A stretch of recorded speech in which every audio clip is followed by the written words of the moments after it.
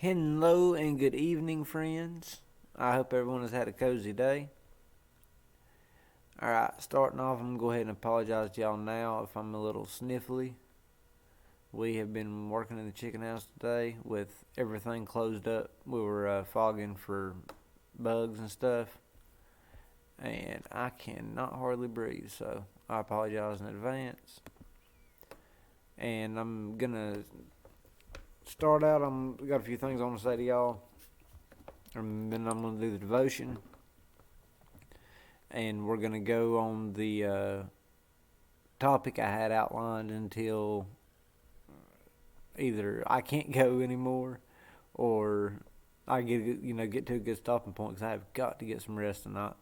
I haven't been sleeping much lately. But let me see. I'm going to go ahead.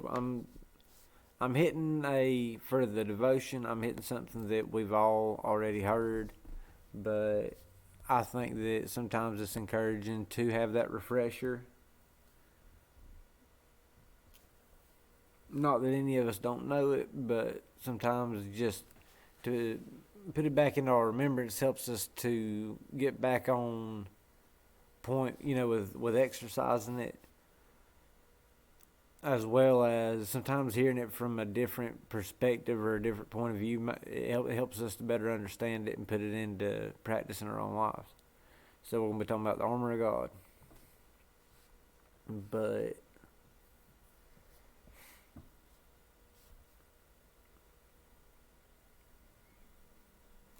I want to start out by thanking y'all for the outpouring of love and support that I've received from everybody. I have been extremely nervous about doing all this because, like I said, I have absolutely no clue what I'm doing. But this is something that I've been interested in doing since I was before middle school. And I've always wanted to do something where I was cheering people up, putting a smile on someone's face, making them laugh, encouraging them, and also being able to share information, like some of the information that's in the memes about, the Rothschilds, the banking system, what's really going on behind the scenes, as well as the love of Christ, the Word of God. And that was the main thing that I was interested in having a platform to do. Like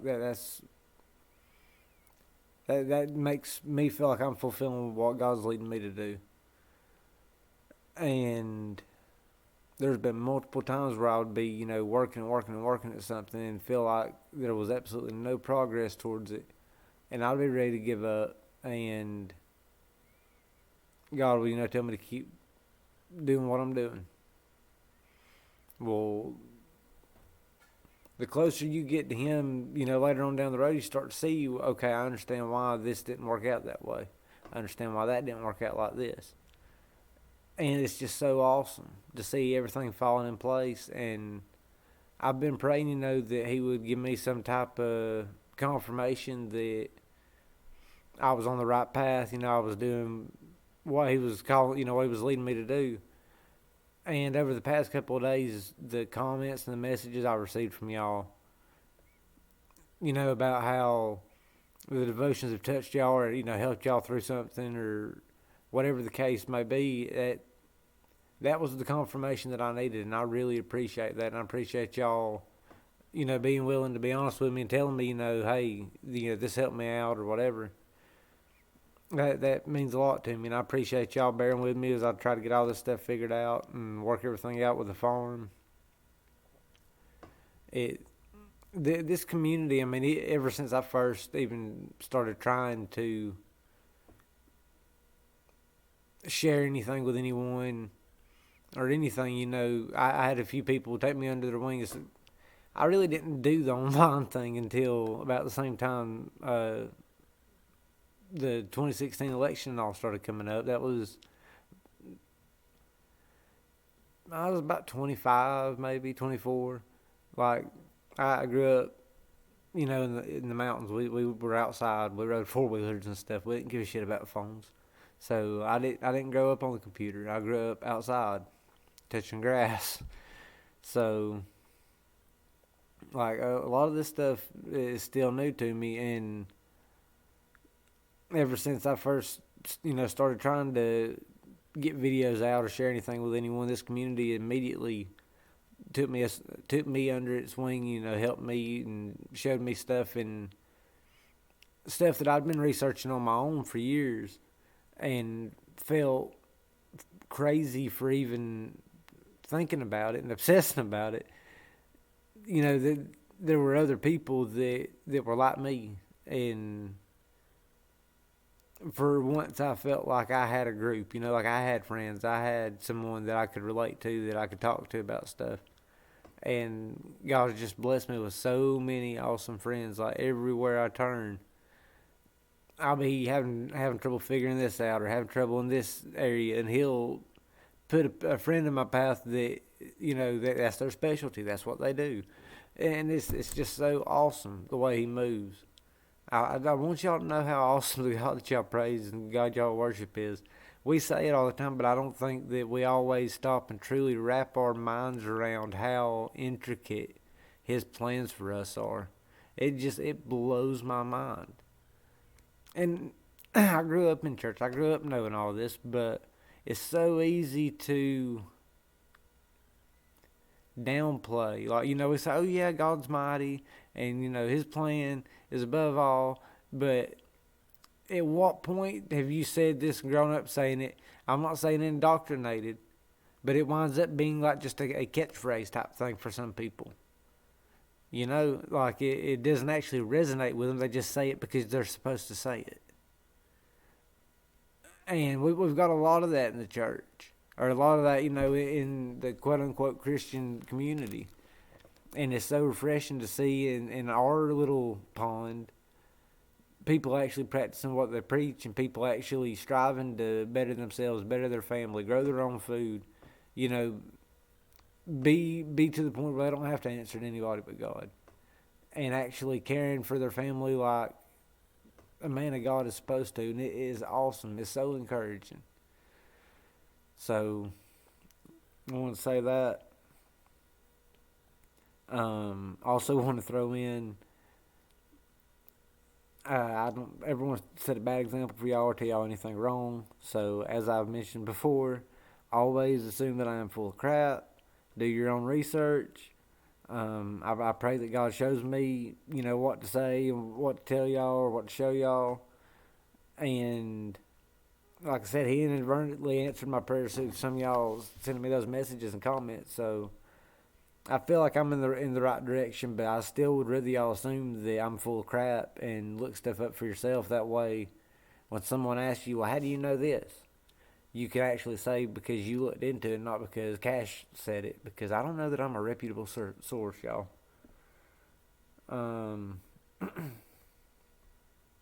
See what I want to get into first.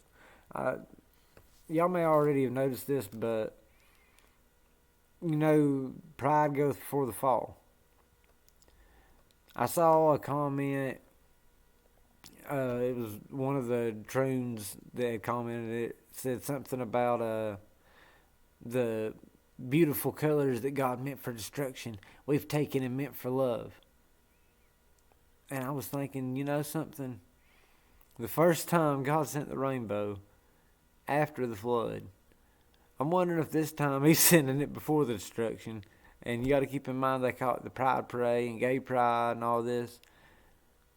Pride goes before the fall, so that just kind of adds up weird too. But anyway, I'm going to start with our verse. We're going to start in Ephesians 6, verse 10.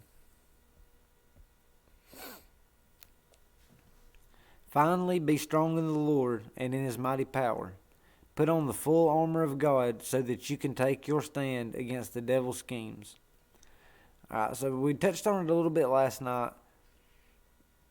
We understand that the devil and his little minions are defeated foes. Like, the victory's already been won.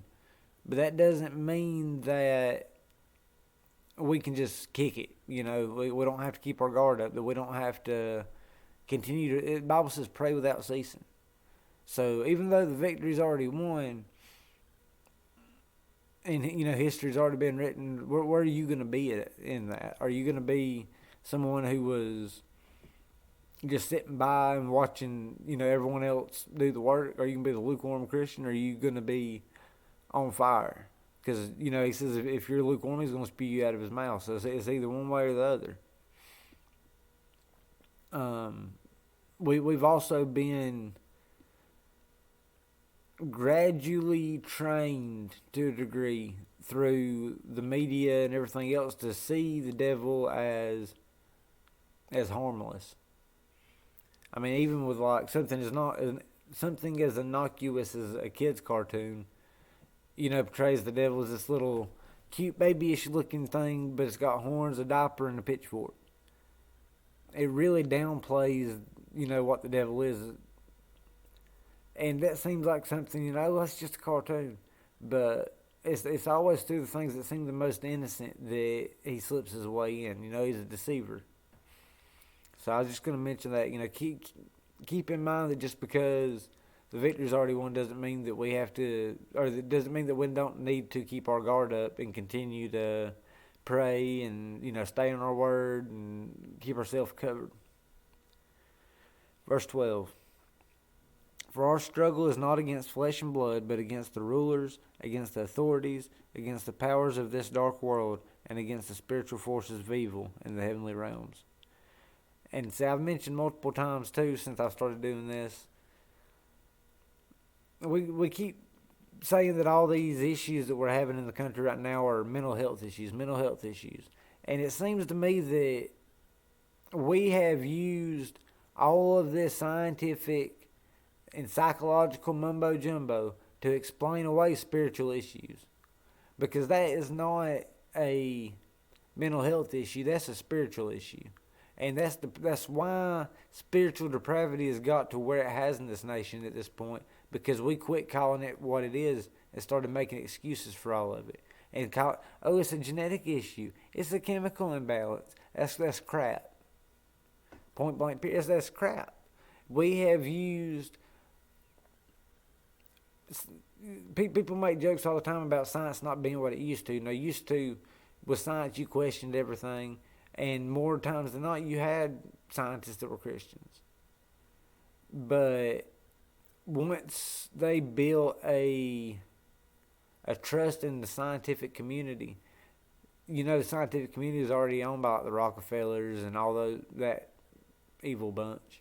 So once they've built the trust in the scientific community, they hijack it, and whatever they say is proven science is proven science.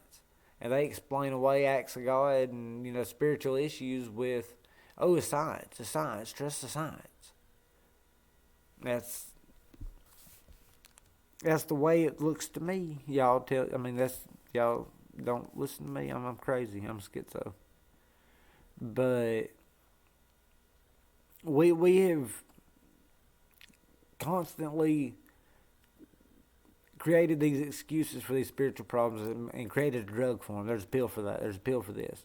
And, the Bible talks about pharmakia being used in the end days. I'm not saying don't go to a doctor. I'm not saying take medication. I'm saying when you're taking stuff like that, you need to pray that God gives you a spirit of discernment so that you'll know what, is right for you to put in your body and what's not. And if you pray and you're seeking Him and you ask Him to show you those things, He'll show you. I promise you. Ask me how I know. So we need to keep that in mind, and keep in mind when we want to get angry at these people, and it's really, really, really easy to do. We're all human. As hard as it is, pray for them. Pray that God will put someone in their path that might say the right thing that plants the seed.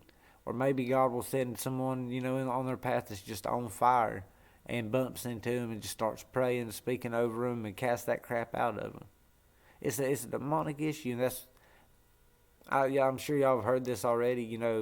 They refer to themselves as they-thems. In the Bible, when Jesus was casting out the demons from that man, they asked what the demon's name was. They said, we are legion, for we're many. The Bible also talks about when you have an unclean spirit, inside of you and you cast it out, it's cast out to roam and dwell.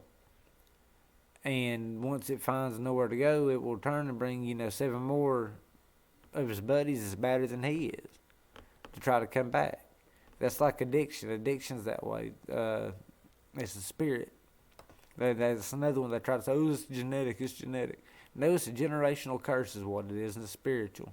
It's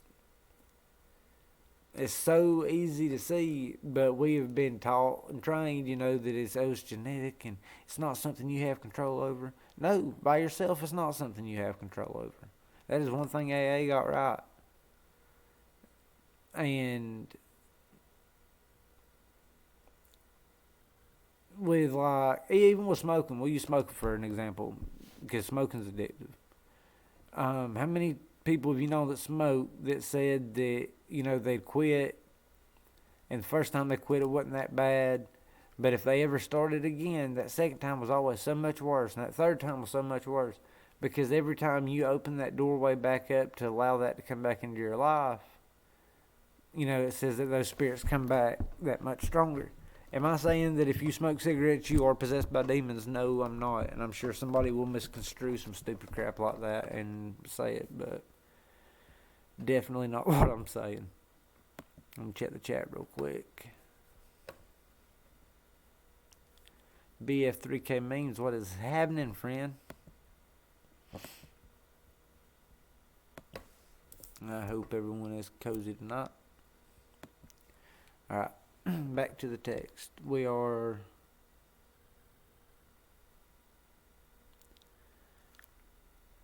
on verse 13. Therefore, put on the full armor of God, so that when the day of evil comes, you may be able to stand your ground, and after you have done everything, to stand. Stand firm then, with the belt of truth buckled around your waist. Sorry, I got to turn the page.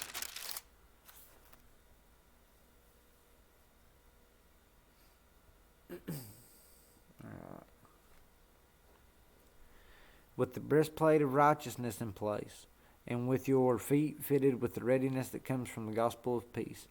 In addition to all this, take up the shield of faith, with which you can extinguish all the flaming arrows of the evil one.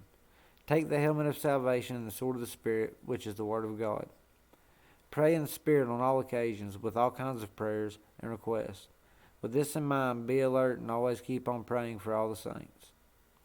This is the part that gets me. Pray also for me that whenever I open my mouth, words may be given so that I will fearlessly make known the mystery of the gospel, for which I am an ambassador in chains. Pray that I may declare fearlessly as I should. I love that because, I don't know about y'all, but there's been so many times where I would be in a situation where verses would, I'd be talking to someone that just out of nowhere would be telling me, an issue they were having or whatever, and I'm awkward anyway, y'all. So when someone that I barely even knows comes up and just starts spilling their guts to me, it kind of catches me off guard.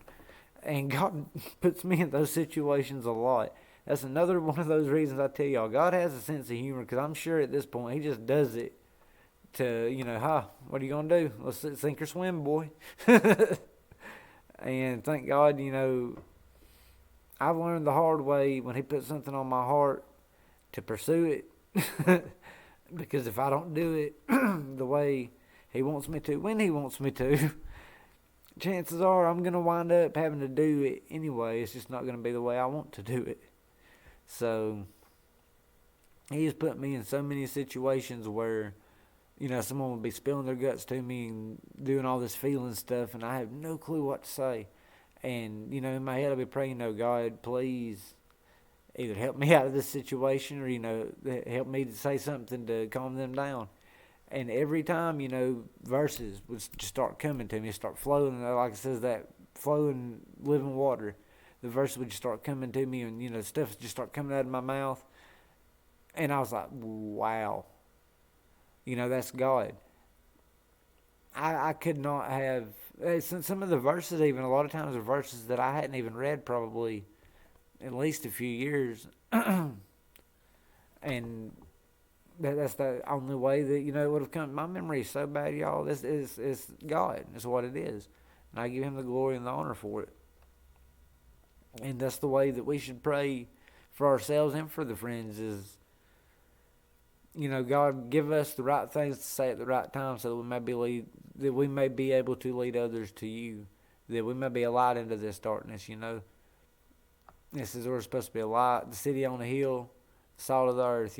Let's lead by example, and it's so hard. That's what a lot of what the media, I think the media, the industries are trying to do. They, as soon as that tranny shot up to school, they immediately backed the tranny. All these companies come out immediately in support of the tranny. And I think that's a lot of what they were trying to do was pump us up, trying to make us mad, trying to get us to do something stupid to make us out to be the terrorists, that they told everyone we are. And we haven't fallen for it, thank God. But just pray that with all this craziness going on, that we'll be a light into this darkness. I'm going to check my notes real quick because there's a couple other things I wanted to hit. We were talking about like spirits and stuff, all right? That's a good way to jump into some of what I want to talk about with like the Nephilim and stuff. So, Genesis 6, it talks about the sons of God going into the daughters of man. Excuse me. Well, at that point in time, the only beings referred to as sons of God were Adam and the angels. We didn't become, sons and daughters of God until after Christ's death and resurrection. We would have been sons and daughters of man. So when it talks about the sons of God coming into the daughters of man, that's what it's talking about. The Bible also talks about, as in the days of Noah, so shall it be when the Son of Man returns. It talks about how the reason Noah had to get the particular animals he had to get was because every bird, every beast of the land, everything was corrupted. What would corrupt something so bad that it would take, a flood to wipe it out? I'm thinking genetic mutations of some sort. They would play with genetics. There's nothing new under the sun. The whole Atlantis story, I don't have any doubt that there was some type of Atlantis. That it was probably pre-flood, antediluvian tech. The Book of Enoch and the Book of Jasher explain a lot of this. And they were considered to be canon even by the apostles. All right, so if you believe that the Bible is the breathed word of God, you believe that, yes, it was written by a man, but it was God breathed, that God gave them the words to say. All right, and that means that if God's given them the inspiration to write this stuff, God doesn't lie. So why would God quote anything that was false? Are y'all following me? So the Book of Enoch and the Book of Jasher are both quoted in a couple of different instances throughout the Bible, even in the New Testament. So that would lead me to believe that if the Spirit was guiding these men to quote these books, that they would have to be canonical, legitimate books. If you'll notice, the skeletons of the giants are always kind of hid away by a few different groups. They have been trying to keep that kind of stuff quiet, and I think that a lot of the reason there's multiple reasons behind it. One of which being they have been trying to get the DNA out of this stuff and study the DNA, try to replicate it. Of course they have. They're talking about making genetic super soldiers and stuff. Where do you think they're getting this stuff from? So this is all, pre-flood stuff. This is what they were doing before. That's why everything was corrupted. And look at what's going on with the jab now. And they're trying to put it in animals. At what point is everything going to be corrupted? So part of the curse that was put on the fallen angels for their sin against man was that they would have to watch their children, be slain and not be able to do anything about it. So the curse on the giants was that their souls would be cursed to roam the earth, and they would hunger and not be able to eat. They would thirst and not be able to drink. They would also have other desires of their flesh that they wouldn't be able to fulfill. All right, now think about that compared to demonic possession, like what we know about demonic possession. Oftentimes, when someone is demon possessed, they have some type of a major. We could categorize a lot of the symptoms of demon possession nowadays as mental health issues. When they are anyone that if you claim to believe your Bible like you say you do, there is clearly a spiritual issue, and oftentimes with demonic possession, there's some type of manifestation, whether it be drug addiction, sexual perversion. There's something that's, in my opinion, the desire that spirit had that it wanted to fulfill, and it's trying to fulfill it through that body. Well, the issue with demonic possession is, even at its worst, the demonic entity does not have full possession of that person's body because your spirit's still inside of it trying to fight it. So what their ultimate goal would be to have some type of, what do they call it, like I can't think of the word now, there's a term for it, but like a soulless, body, like they would want to create essentially a lab-grown body, because that would not have a God-given soul in it, and it would give them a perfect vessel for, the souls of the fallen angels' children, the Nephilim. Can I back all this up? No, I'm just telling you what I think from the research that I've done.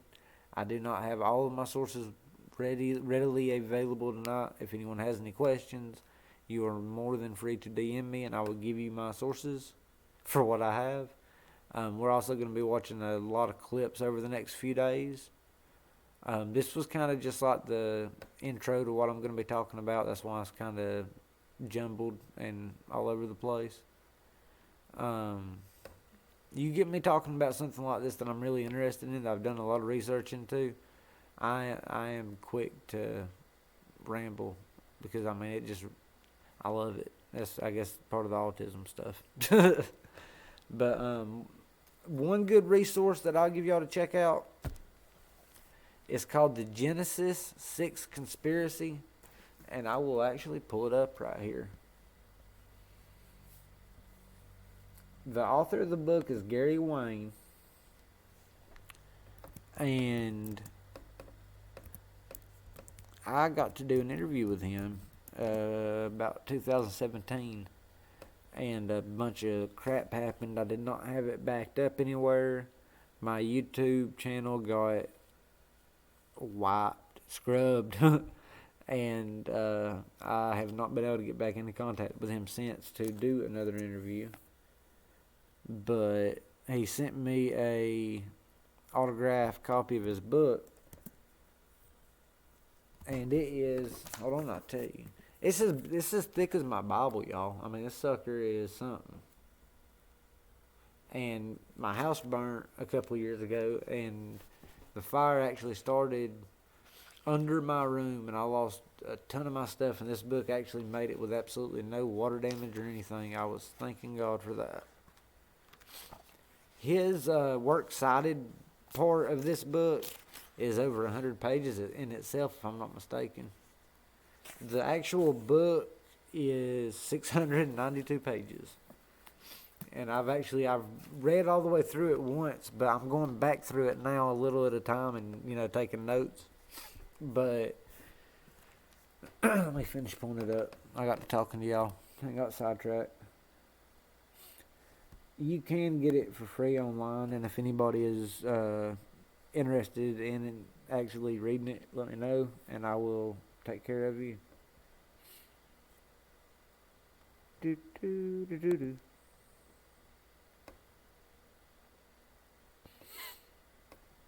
But he's also on Twitter. I think his name is Gary Six Wayne or something like that. But really cool dude. Really smart. He knows his stuff. Everything that, like I said, all the stuff. His works cited page is ridiculous. Um, any information he has, he can give you direct sources for it.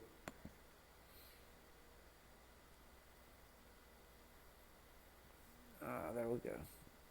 That's good. Let me quit clicking on stuff. So my computer screen is a touch screen, and it's peeling away from the computer, and it likes to do stuff on its own. Alright, so the Genesis 6 conspiracy is how secret societies and the descendants of giants plan to enslave humankind. There are giants among us, passing largely unnoticed, intent on carrying out a secret plan to enslave all of humanity. They may not look like giants today, but their bloodlines extend all the way back to the Nephilim, the offspring of angels who mated with human women, described in Genesis 6, when giants were roaming the land. Gary Wayne, the author of the Genesis 6 conspiracy, details the role of modern-day Nephilim in Satan's plan to install the Antichrist at the end of days. That's why with like the Rothschilds and all them, the bloodlines are so important to them. The queens and all them, inbreeding and doing all the weird rituals they do. It's because of the bloodlines. It's all about the bloodlines. There's some pictures. I'll pull them up for hopefully tomorrow's stream. But like I've got pictures of the Rothschilds, some of their kinfolk. It's like I think Jacob Rothschild's granddaughter or niece or something. But she's even got the red hair and the elongated skull, like the giants they found in Peru. They said that the skulls were not shaped that way due to head binding. They were shaped that way because they had, the plates were made differently in them, which would have been some type of a genetic mutation, a massive genetic mutation. Anyway. When God cast the angel Lucifer and his followers out of heaven, Lucifer set into motion a scheme to ensure the Nephilim survive. Why? Because from the bloodlines of these Nephilim, the Antichrist will come.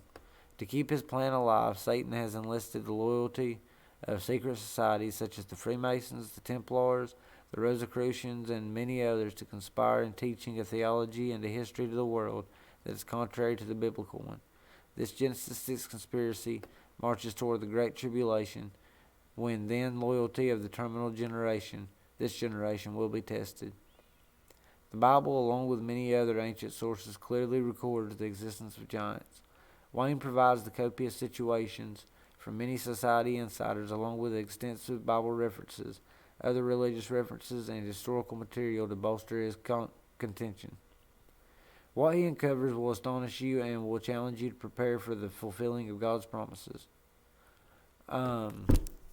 Something else I will add to that is he also covers all the different religions. Like he covers how Islam, the reason that they say that they are, children of Abraham, just like the Christians do.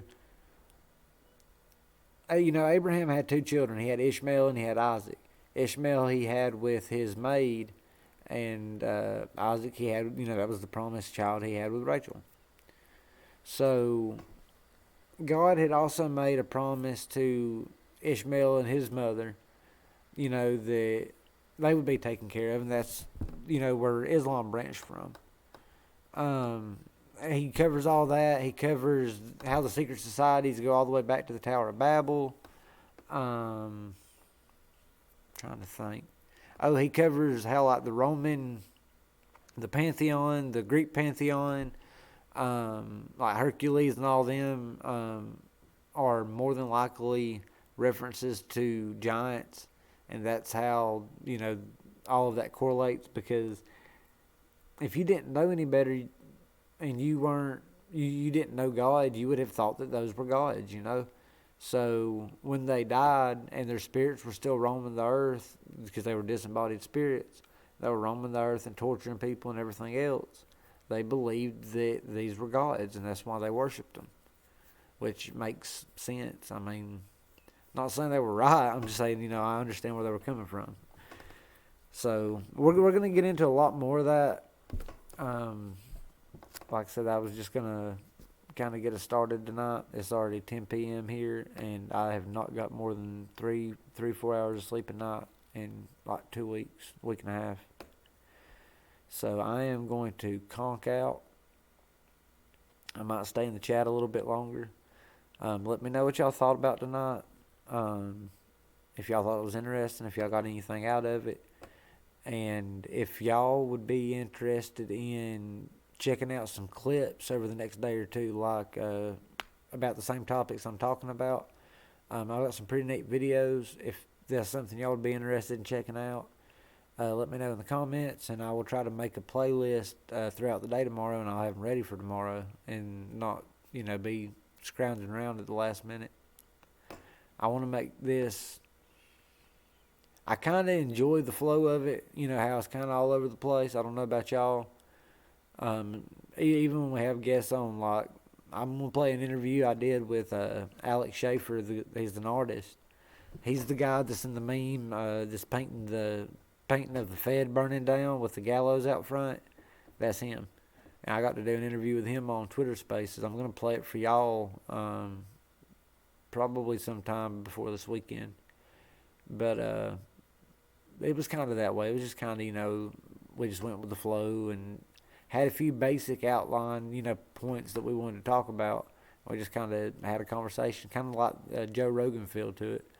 I kind of enjoy that. It goes well with my what I got going on. So I hope that y'all enjoy it. Let me know. All feedback is appreciated. Even negative feedback. There's a way to go about giving people negative feedback, though, and if you approach me like an asshole, I'm going to be an asshole back, probably. Not the Christian way to be. I'm not saying it's right. I'm not perfect. I'm trying to do better. But don't come at me sideways.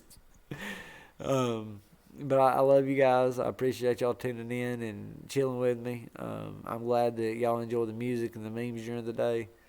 I enjoy talking to y'all in the chats. It encourages me. And means a lot to me, y'all stopping by and visiting and seeing y'all, you know, encourage each other and talk to each other.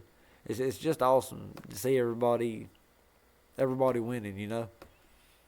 But let me know what y'all think about it, and if y'all like the types of topics we started talking about tonight. And I will probably hang out in the chat for a little bit longer while I get cozy.